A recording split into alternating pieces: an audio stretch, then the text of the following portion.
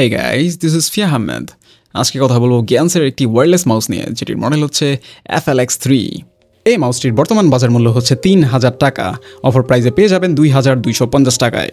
মাউসটি পাঠানো হয়েছে সাইবারট্রনিক্স থেকে। আপনারা চাইলে ওনাদের অফিসিয়াল ওয়েব পেজ থেকে মাউসটি পারচেজ করতে পারেন। ওনাদের ডিটেলস ডিসক্রিপশনে দেওয়া থাকবে। কিছুদিন আগেই এসএসের AJ179P নিয়ে কথা বলেছি, চাইলে আই বাটন থেকে দেখতে পারেন। আর এই মাউসটি মেনশন করার কারণ হচ্ছে এই দুইটি মাউস চরম সিমিলার। মাউসটি খুবই ছোট এবং সিম্পল একটি বক্সের মধ্যে আসে, যা আমার দেখা এখন পর্যন্ত কোনো মাউসের সাথে আসা সবথেকে ছোট বক্স। বক্সটি মোটাসোটা স্বাস্থ্যবান। বক্সটির মধ্যে থাকছে একটি ইউজার গাইডের QR কোড, যা আমার মতে ভালো একটি স্টেপ পরিবেশ রক্ষার জন্য। তাছাড়া থাকছে একটি soft USB A to Type-C sleeve cable and থাকছে মাউস, সাথে থাকছে 2.4 GHz এর ডাঙ্গল।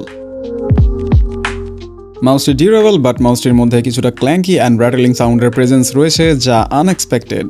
মাউসের ওয়েট 55 গ্রাম, কিছুটা কম বেশি হতে পারে, তা ওয়েট স্কেলের উপর ডিপেন্ড করে। অ্যান্ড এই ওয়েটের মাউসগুলোকে লাইট ওয়েটের মাউস হিসেবে বিবেচিত করা হয়। মাউসটির শেপ এর্গোনমিক ডিজাইনার, যার জন্য মাউসটির গ্রিপ খুবই কমফোর্টেবল। মাউসটি একটু বড় শেপের, যার জন্য পাম গ্রিপে হাত অলমোস্ট ফিল হয়ে যায়, অ্যান্ড কলক গ্রিপেও মাউসটি কমফোর্টেবল। অ্যান্ড সাইড সুইচগুলোর পজিশনও পারফেক্ট পজিশনে দেওয়া হয়েছে, একেবারে থাম বরাবরই, যার জন্য কোনো এফোর্ট ছাড়াই রিচ করা যায়। মাউসের হুইলের থিকনেস কিছুটা কম, আমার মতে আরেকটু থিক হলে ভালো হতো। মাউসের উপরে DPI বাটন দেওয়া হয়েছে, যা আমার মতে এই মাউসের একটি প্লাস পয়েন্ট। মাউসের উপরে কোনো কোটিং দেওয়া হয়নি, যার জন্য ডে টু ডে ইউজে খুবই ইজিলি শাইনি ভাব চলে আসবে না। মাউসটির ফিনিশ খুব একটা স্মুথ নয়, যার জন্য প্রিমিয়াম ফিল পাওয়া যায় না। তাছাড়া মাউসের সাইড বাটন প্রেস করলে অনেকটাই মাউসের ভেতরের দিকে চলে যায়, আর এই ইস্যুটা এখন পর্যন্ত অন্য কোনো মাউসের মধ্যে আমার চোখে পড়েনি। মাউসটিতে ট্রাইমোড কানেক্টিভিটি দেওয়া হয়েছে, Bluetooth connectivity, wireless 2.4 GHz connectivity and wired connectivity. মাউসটি চার্জের জন্য কেবল ইউজ করলে অটোমেটিকলি ওয়ার্ড মোডে সুইচ হয়ে যায়, আর চার্জিংয়ের সময় ইন্ডিকেটরটি রেড হয়ে থাকে। মাউসটি ডিসঅ্যাসেম্বল করার জন্য প্রথমে মাউসের ফিট খুললেই থাকছে 4টি স্ক্রুগুলো খুললেই মাউসটি অ্যাপার্ট হয়ে যায়। মাউসটির সাইড বাটনের সাথে একটি রিবন কানেক্ট করা রয়েছে, যা খোলার পর ওপরের পার্ট খোলার জন্য আরও 3টি স্ক্রু খোলা লাগবে, আর এই স্ক্রু খোলার পর সাইড প্যানেলটি খুলে আসে।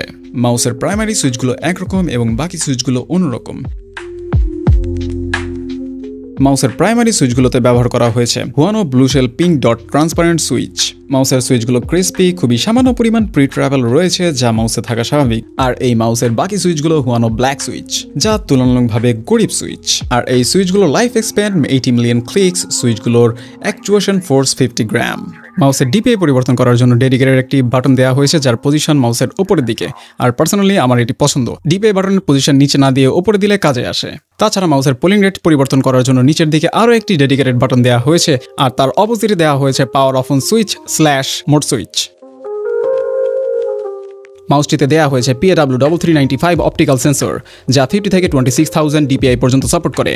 অ্যান্ড মাউসটির পুলিং রেট 125 থেকে 1000 হার্টজ পর্যন্ত সাপোর্টেড, যা more than enough for any kind of gaming. আর এই প্রাইসে মাউসটির মধ্যে ফ্ল্যাগশিপ গ্রেডের সেন্সর দেওয়াটা অবাক করার মতো।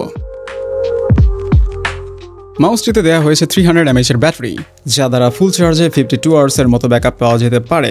মাউসটি পিসির সাথে অ্যাটাচ করা USB দ্বারা চার্জ করলে চার্জিংয়ের সময় অটোমেটিকলি ওয়ার্ড মোডে সুইচ হয়ে যায়। মাউসটির ইন্ডিকেটর LED চার্জিংয়ের সময় রেড হয়ে থাকে, অ্যান্ড ফুল হয়ে গেলে রেড লাইট ডিমিনিশ হয়ে যায়। মাউসে একটি LED ইন্ডিকেটর দেওয়া হয়েছে, যার পজিশন মাউসের বাদিকে, যার কালার DPI পরিবর্তন করার সাথে সাথে পরিবর্তন হয়। তাছাড়া 2.4 GHz অ্যান্ড ব্লুটুথ মোডের জন্য আলাদা আলাদা কালার ইন্ডিকেট করে।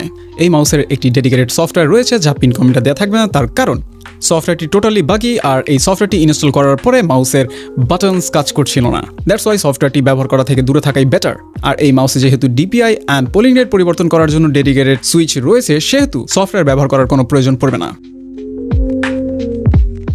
সো ইন্ডিয়ান বলা যায়, বাজেট যদি হয়ে থাকে 2000 টাকার আশেপাশে আর চাচ্ছেন একটি ফ্ল্যাগশিপ গ্রেডের মাউসের এক্সপিরিয়েন্স নিতে, তাহলে এই মাউসটি কনসিডার করতে পারেন। অ্যান্ড আজ এই পর্যন্তই। কথা হবে অন্য কোনো দিন অন্য কোনো ভিডিওতে। সে পর্যন্ত বিদায়। আল্লাহ হাফেজ।